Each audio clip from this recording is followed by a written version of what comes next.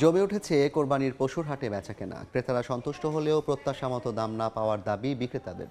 এই মুহূর্তে রাজধানীর দিয়াবাড়ি পশুর হাটে আছেন রিপোর্টার কামরুল সবুজ এবং চট্টগ্রামে আছেন শফিকুল আলম। সরাসরি শুরুতেই যাচ্ছি সবুজের কাছে। সবুজ,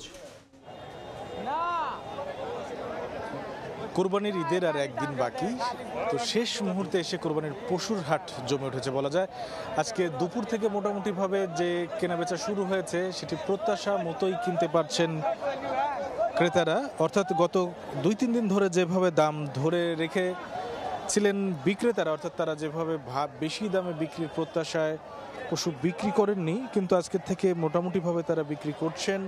ক্রেতা যারা কিনে নিয়ে যাচ্ছেন তাদের সাথে আমরা কথা বলে যেটা জেনেছি, হ্যাঁ দাম বেশি চাচ্ছে সেটা ঠিক আছে, কিন্তু দরদাম করে তারা তাদের প্রত্যাশা যে বাজেট নিয়ে তারা হাটে এসেছেন তার ভেতরে কিনতে পারছেন। আর যারা বিক্রেতা অর্থাৎ খামারি এবং ব্যাপারী তারা বলছেন যে শেষ মুহূর্তে আসলে তারা রিস্ক নিতে চাচ্ছেন, ঝুঁকি নিতে চাচ্ছেন না। আজকে যদি বিক্রি করতে না পারেন কালকে আরও বেশি ঝুঁকিতে পড়ে যাবেন, তখন হয়তো দাম আরও যদি পড়ে যায়, কারণ তাদের সংখ্যা হাটে এবার গরুর বেশি এসেছে, যা চাহিদা তার চেয়ে বেশি এসেছে গরু, যার জন্যে তারা দাম ধরে রেখে আসলে বেশি দামে বিক্রি করার যে প্রত্যাশা সেটি পূরণ নাও হতে পারে, যার জন্য তারা অনেকেই বিক্রি করে দিচ্ছেন সমান সমান লাভ, কম বেশি হালকা পাতলা লাভ হলেই বিক্রি করে দিচ্ছেন। অনেকে আবার ঝুঁকি নিচ্ছেন না, হয়তো কোনোটা লোকসানে বিক্রি করছেন, কোনোটাতে লাভ করে পুষিয়ে নিচ্ছেন, হিসাবটা সেভাবেই আর বিক্রি করছেন। কিন্তু আমরা এই যে একটি হাসিল ঘরের সামনে রয়েছি, সেখানে দেখা যাচ্ছে যে হাট থেকে গরু বের হয়ে আসছে, অর্থাৎ কিনে বেচা কেনা হয়ে যাচ্ছে এবং ক্রেতারা সেই গরু নিয়ে চলে যাচ্ছেন। তো প্রত্যেকেই কিন্তু বলছেন,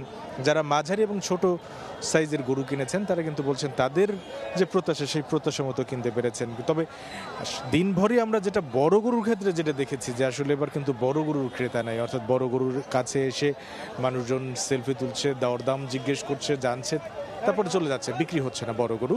কিন্তু ছোট এবং মাঝারি গরু মোটামুটিভাবে যে 2-3 দিন যেটা বলা হচ্ছিল যে সেভাবে বিক্রি হচ্ছে না, সেই হাটটা কিন্তু জমে উঠেছে এবং আজকের পরে কালকে আসলে আরও বেশি বিক্রি হবে, কারণ শেষ মুহূর্তে যেমন খামারি এবং ব্যাপারী তারা যেমন এই গরুগুলো আবার নিয়ে যাবেন না, ফিরে নিয়ে যাবেন না, তারা বিক্রি করেই যাবেন এমনটি তারা প্রত্যাশা করেন। সেক্ষেত্রে দাম কিছুটা কম হলেও, কারণ ট্রাক ভাড়া বা আনুষঙ্গিক খরচ করে আবার ফিরিয়ে নিয়ে গেলে তাদের যে খরচটা বাড়বে, তার চেয়ে মোটামুটিভাবে যে বিক্রি করে যেতে পারলে তারা কিছুটা হলে অন্তত যারা লাভ করতে পারবে না তাদের লোকসানটা কমবে। সেই জায়গা থেকে এখন যে জমজমাট হাট আগামীকালকে আরও বেশি একটু জমে যাবে, তেমনটিই আশা করছেন এখানকার খামারি এবং ব্যাপারীরা। তো আমার কাছে রাজধানীর পশুর হাটের এই ছিল সবশেষ খবর। আমরা এখন চলে যাচ্ছি চট্টগ্রামে, সেখানকার খবর জানাবেন সহকর্মী শফিকুল আলম।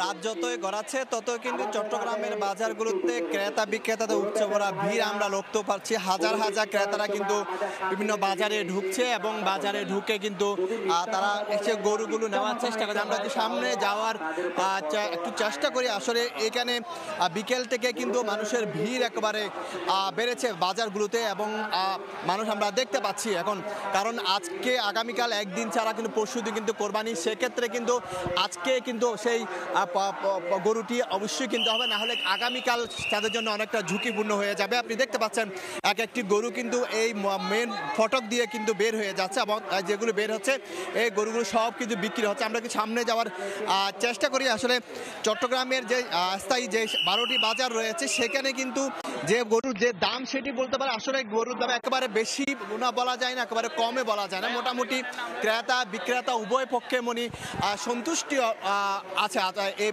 দাম নিয়ে, কারণ গতকালে বাজারে এরকম গরু বেচা কেনা না হওয়ায় কিন্তু ক্রেতারা কিছুটা দুশ্চিন্তার মধ্যে ছিল, কিন্তু আজকে হঠাৎ করে কিন্তু বিকেলের পর থেকে কিন্তু একেবারে পুরো দামে বেচা কেনা শুরু হয়েছে চট্টগ্রামের এই বাজারগুলো। আপনি দেখতে পাচ্ছেন একে একে লোকাল, কারণ হাজার হাজার মানুষ কিন্তু রয়েছে এবং ক্রেতা বিক্রেতার উপচে পড়া ভিড় এবং সবারই একটি উদ্দেশ্য, সেটি হচ্ছে গরুটি কিনে নেওয়া।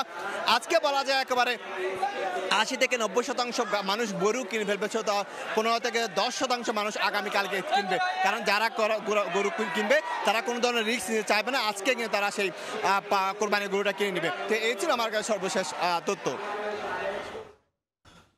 পশুর হাটের খবর জানছিলাম চট্টগ্রাম এবং রাজধানীর দিয়াবাড়ি হাট থেকে।